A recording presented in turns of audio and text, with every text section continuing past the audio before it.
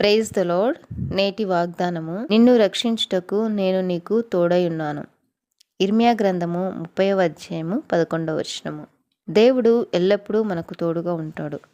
ఎవరైతే ఆయనను ఆశ్రయిస్తారో వారికి దేవుడు తోడుగా ఉంటాడు. దావీదు రాజు ఈ విధంగా అంటున్నాడు, మనుషులు మన మీదికి లేచినప్పుడు యెహోవా మనకు తోడై ఉండని ఎడల వారి ఆగ్రహము మన పైన రగులుకొనినప్పుడు యెహోవా మనకు తోడై ఉండని ఎడల వారు మనలను ప్రాణంతోనే మృంగివేస్తుందురు అని. దావీదు రాజు ప్రతి సమయంలో దేవుని మీద ఆధారపడుతూ వచ్చాడు కనుక దేవుడు ప్రతి సమయంలో దావీదును రక్షిస్తూ వచ్చాడు. మనం కూడా ఆయనకు ఇష్టంగా నడుచుకుంటే మనకు దేవుడు తోడై ఉండి ప్రతి ఒక్క సమయంలో తోడుగా ఉండి మనల్ని రక్షిస్తాడు. దావీదు ప్రతి సమయంలో దేవుని మీద ఆధారపడటం నేర్చుకున్నాడు కనుక దావీదు పోయిన చోట్లనెల్లా దేవుడు దావీదుకు తోడుగా ఉండి రక్షిస్తూ వచ్చాడు. నా సన్నిధి నీకు తోడుగా వచ్చును. ఆమేన్.